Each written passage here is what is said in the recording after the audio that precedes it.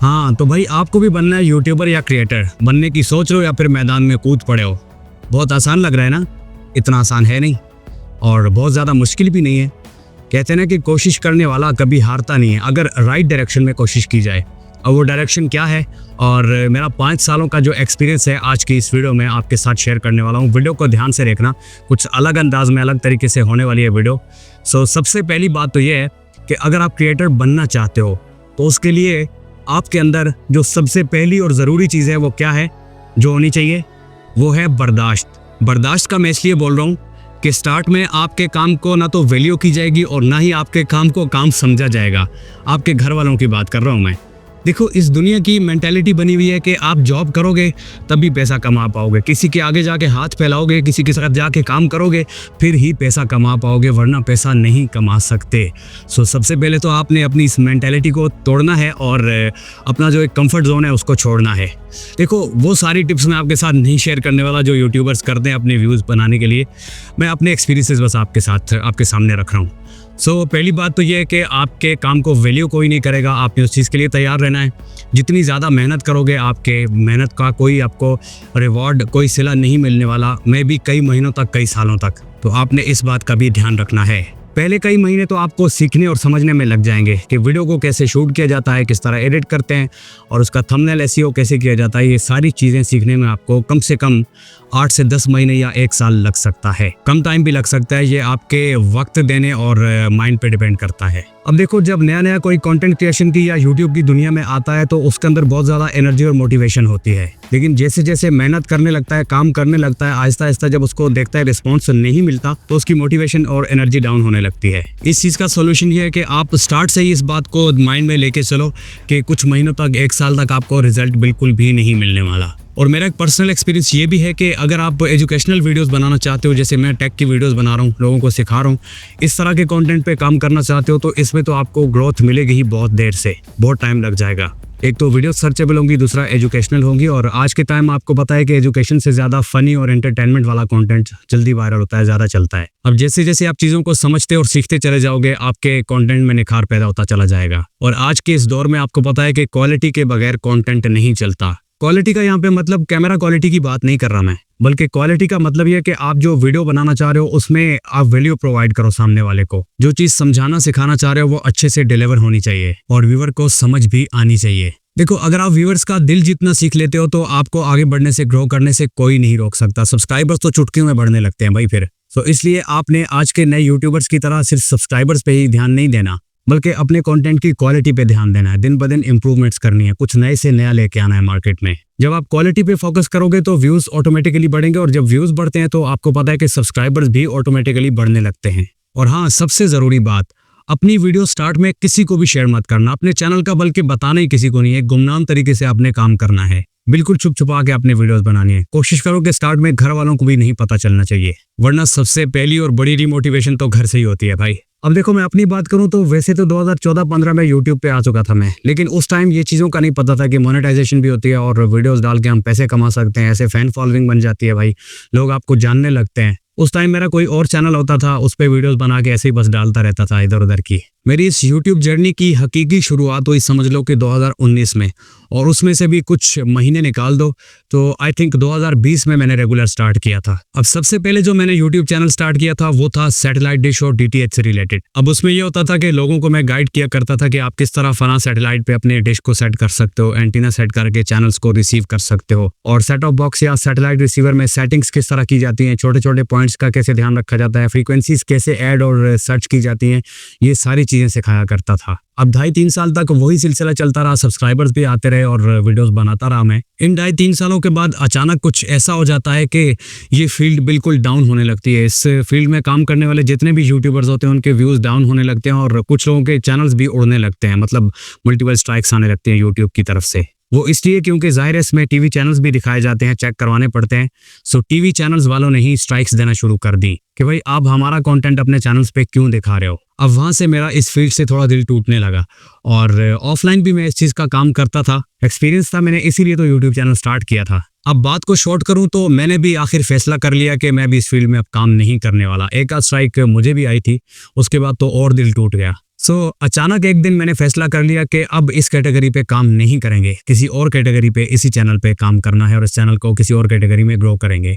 लेकिन ये सोचने और बोलने में जितना आसान लग रहा था उतना आसान था नहीं।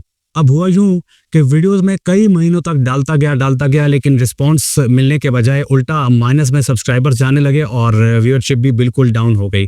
जहां मेरी वीडियोस पे 500, 1000, 1500 के आसपास, 2000 के आसपास व्यूज आ रहे थे, वहां पे बिल्कुल 50-100 पे चले गए। अब कुछ महीने गुजरने के बाद मेरे माइंड में ख्याल आया कि यार इस चैनल पे ये कैटेगरी नहीं चलने वाली, किसी और कैटेगरी का कंटेंट डाल के देखते हैं, कुछ और ट्राई करते हैं। सो मैंने यही किया।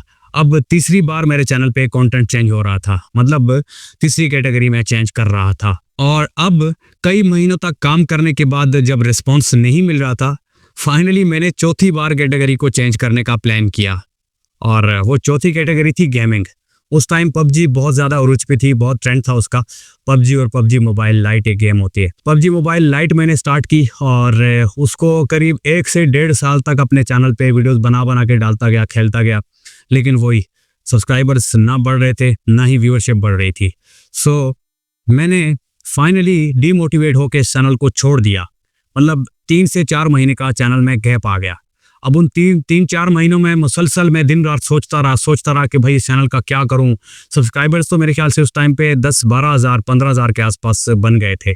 और गेमिंग में से भी सब्सक्राइबर्स तो आए थे, लेकिन जाहिर है ज़्यादातर जो सब्सक्राइबर्स थे वो DTH वाले थे, टेक वाले थे, गेमिंग की वीडियोज़ में इंटरेस्टेड नहीं थे। इसलिए ज़्यादा व्यूअरशिप नहीं बढ़ी, बल्कि नुकसान ही हो समझ लो यार एक तरह से सारी कैटेगरीज जो चेंज किया उनमें। अब उन 3 महीनों के गैप में अचानक एक दिन और कैटेगरी मेरे माइंड में आई कि इस कैटेगरी पे चलो यार काम करके देखते हैं, क्या पता चैनल ग्रो हो जाए और कुछ नए सब्सक्राइबर्स मिल जाएं, व्यूअरशिप आने लगे। सो वो कैटेगरी थी नेचर और मेडिटेशन रिलेटेड वीडियोस की। उस तरह की वीडियोस भी डालता रहा, लेकिन वही रिस्पांस मिलने के बजाय चैनल फिर से और ज़्यादा डाउन होने लगा। सो अब टाइम आ चुका था फैसला करने का।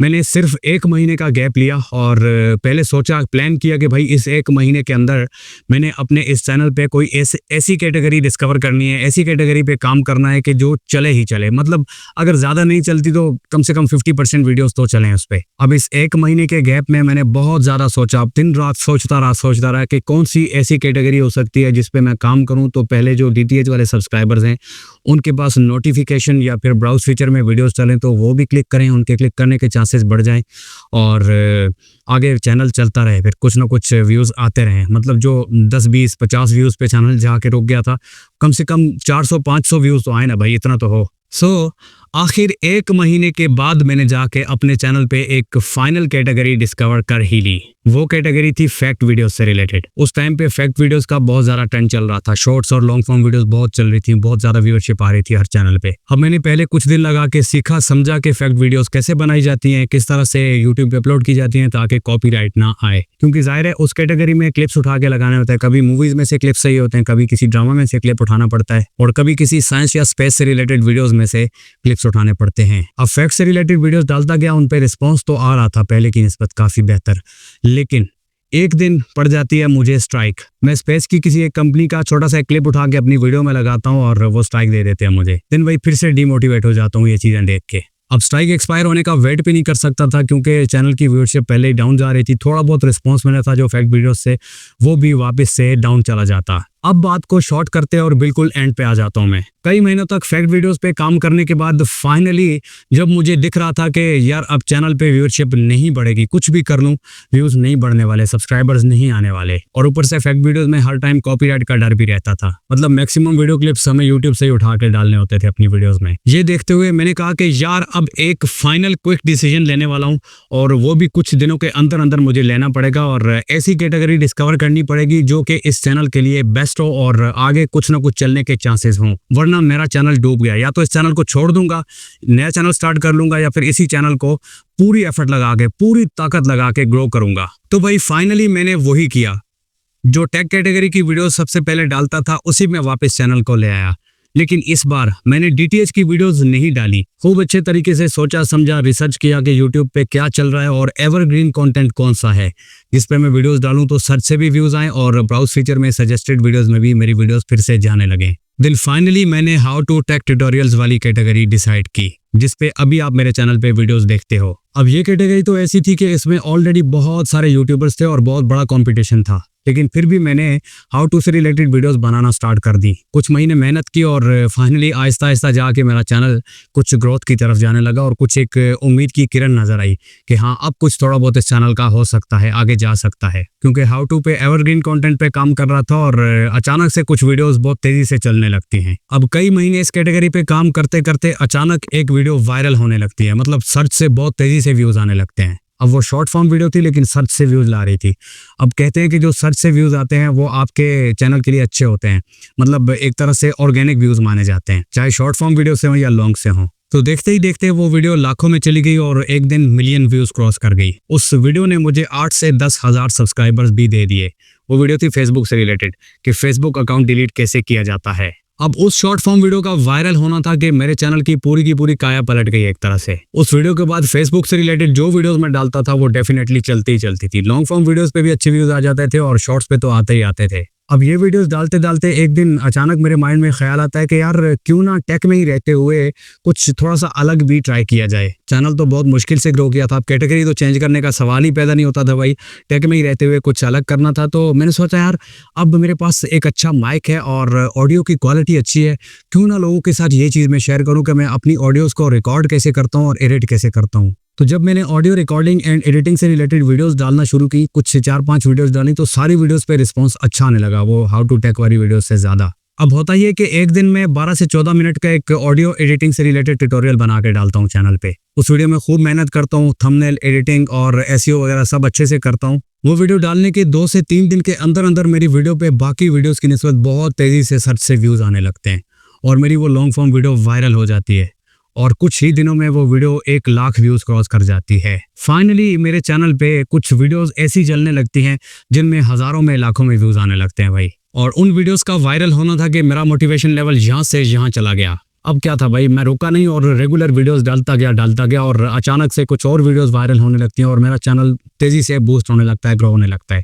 इसके साथ साथ वही वीडियोस उठा के मैं अपने फेसबुक के पेज पे भी डाल देता हूँ। फेसबुक का पेज आई थिंक मैंने 2022 में बनाया था और उस पर DTH वाली पुरानी वीडियोस जो मेरी चैनल पे पड़ी हुई थी यहाँ से उठा के वहाँ डालता गया। स्टार्ट में वही DTH वाली वीडियोस होती हैं और जब मैं ये टेक वाली वीडियोस डालता हूँ तो फेसबुक पे भी भाई आहिस्ता आहिस्ता वायरल होने लगती हैं, मतलब लाखों में और इवन के मिलियंस में व्यूज आने लगते हैं वहाँ पे। और देखते ही देखते मेरा फेसबुक पेज यूट्यूब चैनल से भी तेजी से ग्रो करने लगता है और आज के टाइम उस चैनल पे लगभग 70-71 हज़ार फॉलोअर्स हैं। और माशाल्लाह जिस तरह फेसबुक पे तेजी से ग्रोथ हो रही है, जल्दी 1 लाख फॉलोअर कंप्लीट हो जाएंगे और वो दिन भी दूर नहीं कि 1 मिलियन भी हो जाएंगे मेहनत के साथ। अब इतनी बड़ी स्टोरी सुनाने का मकसद क्या था?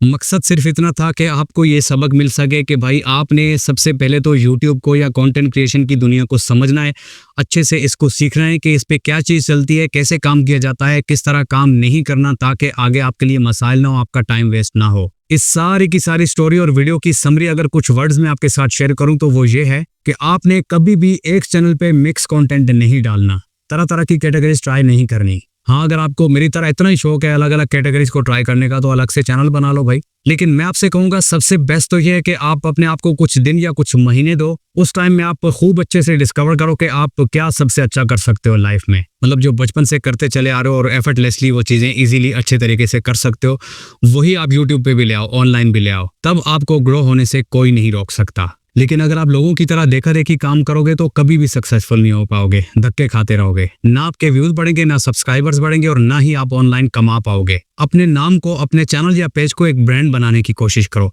एक ही कैटेगरी में रहते हुए अच्छे से काम करो, क्वालिटी दो, लोगों को वैल्यू प्रोवाइड करो, चाहे आप एंटरटेनमेंट कैटेगरी में काम करते हो या फिर एजुकेशनल कंटेंट पे। बस आपने अपने अंदाज में कंटेंट प्रोवाइड करना है लोगों को। इस वीडियो से, इस स्टोरी से हमें यह सबक मिलता है कि हमने सबसे पहले अपने आप को डिस्कवर करना है, अपनी उस फील्ड को डिस्कवर करना है कि जिस पे हम अच्छे से काम कर सकते हैं। जो खुदा ने हमें सलाहियतें दे रखी हैं उनको इस्तेमाल करके हम क्या कुछ नए तरीके से, अलग तरीके से क्रिएट कर सकते हैं। और हाँ, स्टार्ट में कभी भी YouTube को फुल टाइम लेके मत चलना। कहीं जॉब या पढ़ाई कर रहे हो तो उस चीज को स्टार्ट में कभी मत छोड़ना YouTube या कंटेंट क्रिएशन के चक्कर में, वरना बहुत बुरे तरीके से फंस जाओगे। लास्ट में यही कहूंगा कि बस मेहनत करो, चीजों को समझ के अच्छे से काम करो और कंसिस्टेंटली अच्छा कंटेंट प्रोवाइड करो तो आपकी ग्रोथ यकीनन होगी। अब आपने कमेंट्स बॉक्स में बताना है कि इस तरह की और वीडियोस भी देखना चाहोगे अपने चैनल पे डालूं या नहीं। वीडियो चले गए तो लाइक कर लो। ऐसी और अमेजिंग वीडियोस के लिए मेरे चैनल को सब्सक्राइब और फेसबुक पेज को फॉलो कर लेना। Thank you so much for watching the video. Good bye.